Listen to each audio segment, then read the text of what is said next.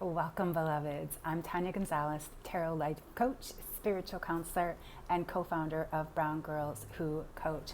Welcome to this week's Vibes and Visions. Why vibes and visions? Because energy is everything, and when we bring our energy and our vision together, magic happens. And that for me happens with tarot. So this week's tarot is super, and today is Dia de los Muertos. So I've got some special cards to share with you. So you get a double reading today. But I also wanted to tell you what's the vibe. So now that we're in November, things have really shifted and we can feel the changes. We can it's palpable, and with tomorrow's election day in the United States, there's just so much of this energy, and so we've got to pause and truly pull in and ask ourselves how are we being asked to evolve, because November is 11, a power month of mastery, and it's the last month before the end of the year, and so we are being really asked to really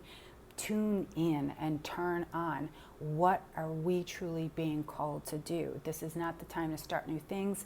In fact, this is a time just to give yourself an opportunity to listen to what it is that is being called forth. And then the vision, here we are, Dia de los Muertos, honoring and celebrating the lives of our passed on loved ones. And this is the first time that I'm actually doing a ritual since my oldest brother just passed away. And it also brings in the energy of my beloved Mary Magdalene behind me. My husband painted for my birthday. Our ancestors are both above us and below us. And so I call this, the angels, and from the ancestors, from the earth into the angels.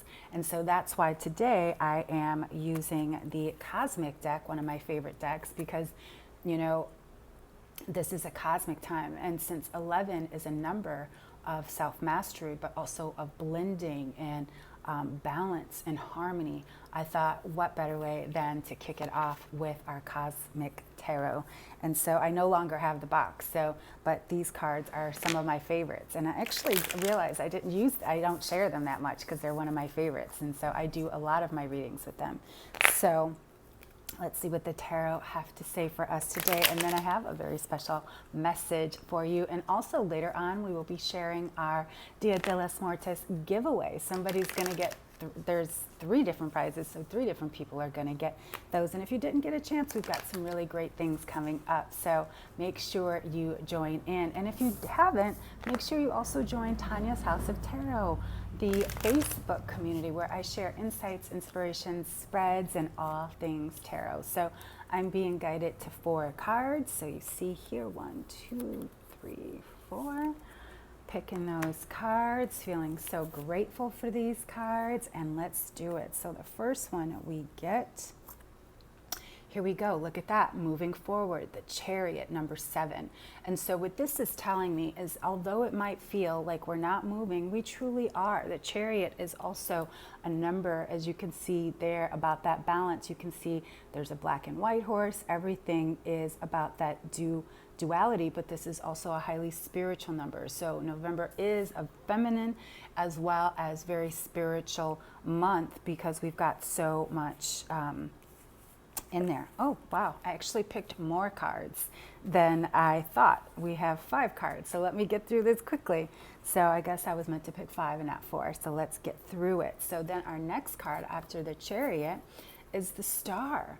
And so this goes hand in hand, and both of these are major arcana. So we are in such, as I said, a poignant and powerful time to shift and lift. And so if we look at the stars, the cosmos, which is why I wanted to use this deck, we are being truly, truly guided. But how often do we look up? We're always looking in here. And this is where we get caught up, that we can't go beyond and connect to our ancestors because we're so busy in here. But the star says we're always here.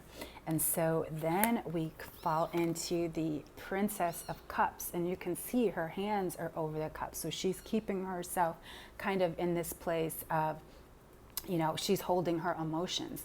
And so that's often what we do. We hold our emotions instead of allowing them to express. And that's also what the Chariot is saying. We have to be the deciders of what we share, what we don't share. But this isn't about just sharing. This is about who we allow ourselves to be. And so if you are holding on to emotions, where are they going? They're trapped in your body.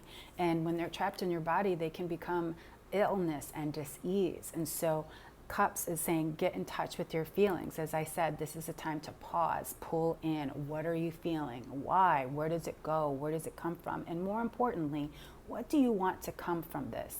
Most of the time, we get so caught up in our thoughts about our emotions that we're not really asking ourselves the right questions. We're just so focused on the negative that we can't see.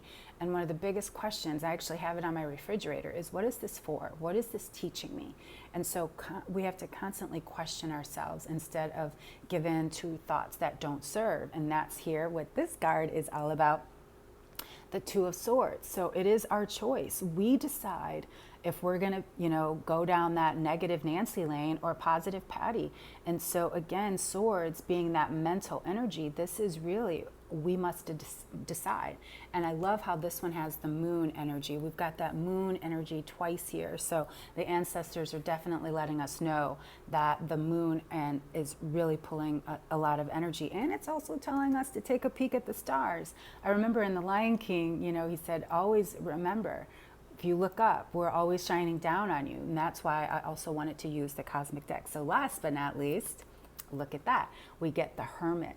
As I said, this is a time of pull in, and this is the number 9 card. And so this is really telling us that this is the end of something. But with all these major arcana, we've got 3 here. This is change is coming. So allow yourself to, instead of be challenged by change, and see it as a blessing, as an opportunity to shift and lift your life. So that is this week's reading. Wow, what a doozy. Lots of power in this week with these 3 major arcana cards. So you're really going to want to follow those questions. And so special for today, Dia de los Muertos, I wanted to share messages from heaven communication cards. So I'm just going to pick one of these, unless, of course, I'm guided to pick another one. And thank Goddess, also tomorrow Mercury retrograde goes direct. So Mercury will be direct, and Mercury rules the mind, which is why we're also at this time, we can be so convoluted in here. And it rules Gemini, again, that twin energy, that sense of balance. And so we'll be coming back into balance, and we'll definitely be feeling that shift after tomorrow. And then for the next 2 weeks, when they're in that shadow period, more and more will come to light. So take a deep breath as we allow ourselves to commune and connect with our ancestors. And I'm just being guided to cut the deck, and here we go. And so we get number 40, and it says, tune into the rhythm of nature. Let us connect together there. So get outside, connect and commune with Mother Nature and your ancestors and angels today. Today is a very important time. And again, we're still in a very thinning veil. The spiritual world is awake and aware and guiding us forward, especially now because it is the end of the year. This is that dormant stage, and that pull in is really a call for us to dive into our intuition. And so we'll be sharing some more intuition things very soon. I cannot wait to share with you. We're waiting for the Mercury retrograde to be over, but also make sure you join our community. We've got so many amazing things, and I never want to lose you. So please follow us on Instagram, Tonya R. Gonzalez, or Brown Girls Who Coach, and also follow me on Facebook at Tonya Gonzalez, and website at www.tarotlifecoach.com. I'm getting some updates and things over there too right after Mercury retrograde. So much coming forth for you all. So I'm just knowing that as we take a moment to pause and pull in and bless all of our ancestors and all of our angels and every spirit that takes their first breath and every spirit that takes their last. May we bless every man, woman, and child, every tree and every seed, every animal and every insect. For this and so much more, I am grateful. So I release this prayer, these words, out into the universe, into the cosmos, knowing that all is well, and so are we. Blessed, blessed, blessed be. Ashe, gracias, gracias, gracias. And so it is. Thank you so much for joining me. Again, I can't wait to see you in one of our social media, and please follow us and as well join our communities. We've got some great things coming and cannot wait to share. I send you so much love and light, beloveds, and until next week, happy shuffling.